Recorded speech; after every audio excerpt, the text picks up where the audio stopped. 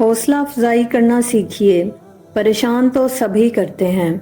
ضمیر کی عدالت میں جاتے رہا کیجیے، وہاں فیصلے سچے ہوتے ہیں۔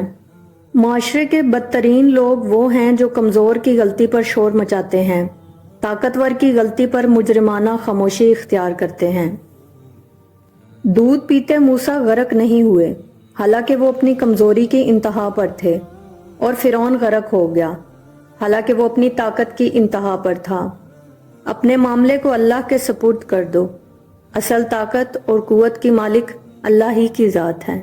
قرآن بہت محبتوں والا کلام ہے۔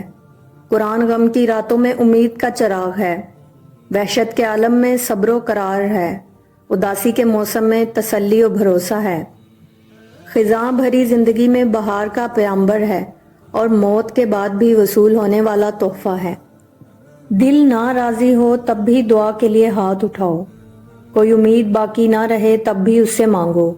وہ جو رات سے دن نکال سکتا ہے، وہ نا امیدی سے یوں امید نکالے گا کہ تم حیران رہ جاؤ گے۔ دنیا کی نظر سے دیکھو گے تو ناممکن ہی لگے گا۔ تم اپنی چاہت کو اللہ کی نظر سے کیوں نہیں دیکھتے؟ اللہ تو ہر چیز پر قادر ہے۔ جب کسی مسئلے میں الجھ جاؤ تو یقین سے استغفار پڑھو تاکہ آپ کا معاملہ جلد سلجھے۔ لوگ لاکھ کہیں کہ یہ ممکن نہیں، مگر میں نے اس کے کن سے تقدیریں بدلتی دیکھی ہیں۔ خود سے کمزور لوگوں کی عزت کرنا شروع کر دو، اللہ تعالیٰ طاقتور لوگوں سے تمہاری عزت کروانا شروع کر دیں گے۔ بہترین آنکھ وہ ہے جس سے انسان اپنے اندر جھانک سکے۔ رشتے ایک دوسرے کا خیال کرنے کے لیے ہوتے ہیں، ایک دوسرے کا استعمال کرنے کے لیے نہیں۔